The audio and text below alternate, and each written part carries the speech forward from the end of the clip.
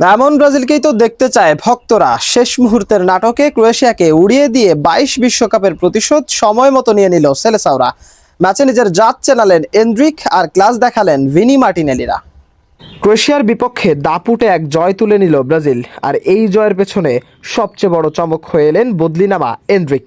ম্যাচের শুরু থেকেই আক্রমণাত্মক ফুটবল খেলতে দেখা যায় সেলেসাওদের। প্রথমার্ধের ইনজুরি টাইমে আসে সেই কাঙ্ক্ষিত ব্রেক থ্রু। ক্রোয়েশিয়ার কর্নার থেকে বল কেড়ে নিয়ে দ্রুত কাউন্টার অ্যাটাকে ওঠেন ম্যাথিউস কুনিয়া।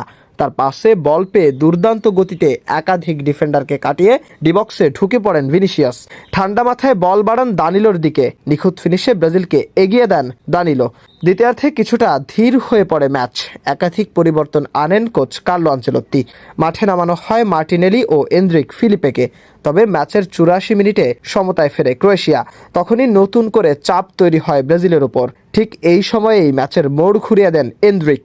মাত্র 12 মিনিটের মধ্যে প্রতিপক্ষের রক্ষণে তাণ্ডব চালান তিনি। তার গতি থামাতে গিয়ে ডিবক্সে ফাউল করে বসে ক্রোয়েশিয়া। ফলে পেনাল্টি পায় ব্রাজিল। 88 মিনিটে সেই পেনাল্টি থেকে গোল করে দলকে আবারও এগিয়ে দেয় ইগোর থিয়াগো।